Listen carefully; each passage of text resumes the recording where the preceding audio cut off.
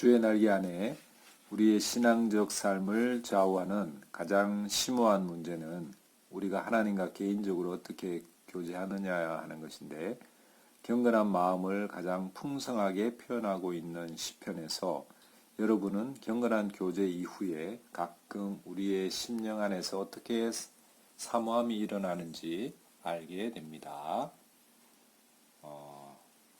분명 시편에는 우리를 만물의 창조주이며 후원자이신 하나님께 묶어 매주는 것과 하나님을 경외하는 사람이 그 속에서 믿음으로 거룩하신 분을 의지하게 하는 영광관계에 관한 언급이 있습니다.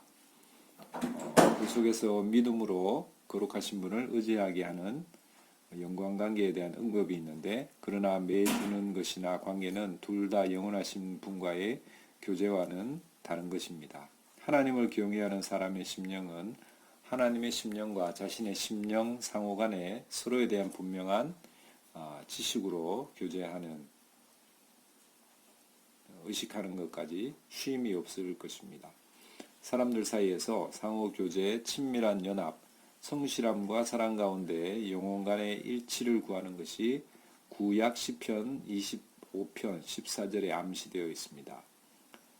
여호와의 친밀함이 경외하는 자에게 있으며 그 언약을 저희에게 보이시리로다.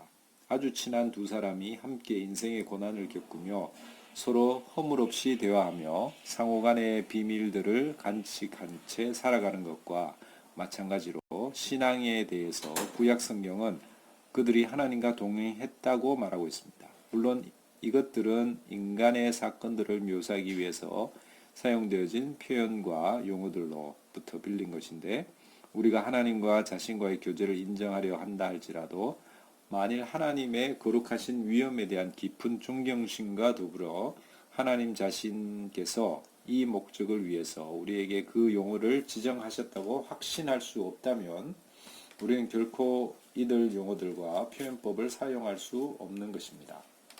성경은 이러한 예를 보여주는데, 심지어 하나님과 교제를 나타내주기 위해서 동물 세계의 모습을 비유로 언급할 정도입니다. 예수께서 예루살렘에 대한 자신의 애정을 새끼들 날개 밑에 품고 있는 암탉에 비유하셨듯이 다윗은 영원히 주의 장막에 거하며 주의 날개 밑에 피하겠노라고 말했습니다. 왜 아니겠습니까?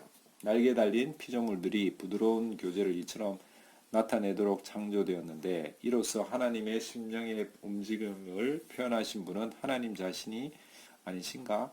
모든 그러한 의미심장하고 감동적인 사랑의 모습은 우리가 알고 느끼거나 또는 단지 마음 깊은 곳에서 희미하게 깨닫는 것을 설명해 주기 위한 자연 속에 나타나신 하나님의 도움이 아닌가? 광대한 자연계조차도 이것을 표현하기에 부족하므로 주님께서는 우리 앞에 일부러 또 다른 상징을 언급하셨다. 즉, 그분 자신과의 교제의 친밀함을 나타내시기 위해서 심지어 한 집에서 함께 산다는 표현을 하셨던 것이다. 집 또는 유목민족에게 있어서 천막은 물론 하나님의 창조물이 아니고 사람 손에 의해 세워진 것이었다.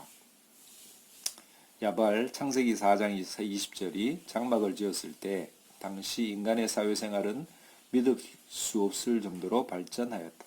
집은 가족들이 거주하는 곳으로 피조물 세계에 예시되었다. 예수께서는 여우도 굴이 있고 공중의 새들도 깃들 곳이 있다고 말씀하셨다. 인자하신 주님께서 머리 둘 곳이 없으셨다는 말에는 인간 생활에는 집이 꼭 필요하다는 심각한 의미가 포함되어 있지 않은가?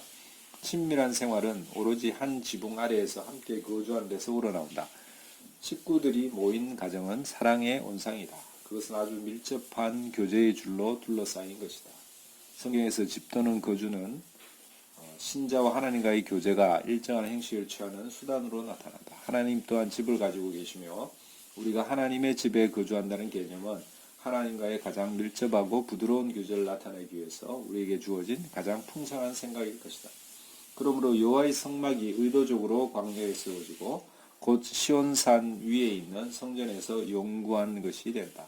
게다가 성경 말씀에 보면 하나님께서 친히 호렙산에서 모세에게 성막의 모형을 보여주셨다고 기록되어 있다. 따라서 성막과 성전은 하늘에 있는 것의 실제적인 모형인 것이었다.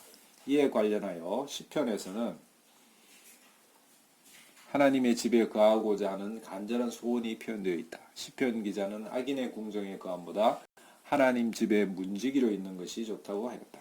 시편 84편 10절. 내가 여호와께 바라는 한 가지 곧 그것을 구하리니 곧 내가 내 평생에 여호와의 집에 살면서 여호와의 아름다움을 바라보며 그의 성전에서 사모하는 그것이라. 시편 27편 4절.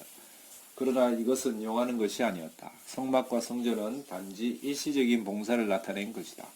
이것들은 선신적인 삶을 풍성하게 나타내는 임시적인 형식이었다. 예수께서 이 땅 위에 계셨을 때 말씀하시기를 여자여 내 말을 믿으라. 이 산에서도 말고 예루살렘에서도 말고 너희가 아버지께 예배할 때가 이르리라. 아버지께 참되게 예배하는 자들은 신령과 진리로 예배할 때가 오나니 라고 하셨다. 이것은 예배가 표상들, 상징들 또는 외적인 형상들 없이 마음에서 마음으로 지어지는 것처럼 영적인 것이 되는 것을 뜻한다.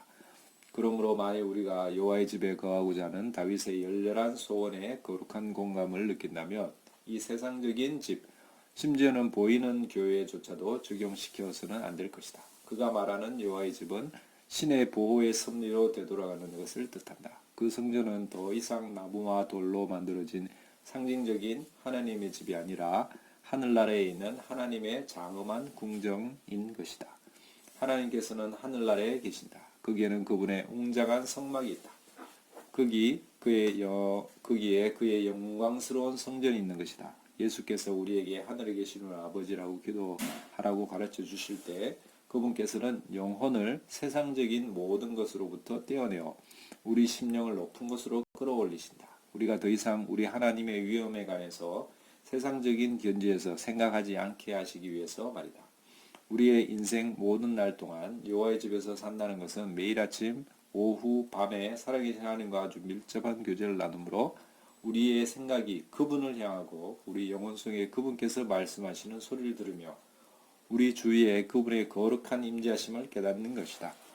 그리고 그분께서 우리 심령과 양심 위에서 역사하시는 것을 체험하며 우리가 하나님의 면전에서 감히 할 수 없는 모든 것을 피하는 것이다. 시편 기자는 한 걸음 더 나아가는데 그것은 이미 구약 시대의 모든 진리가 잘 알려지지 않는 중에도 신자들은 더 고상한 실제를 알고 있었다는 것을 명백히 보여주는 것이다. 왜냐하면 내가 주의 날개 아래로 펴리이다 라고 덧붙이기 때문이다.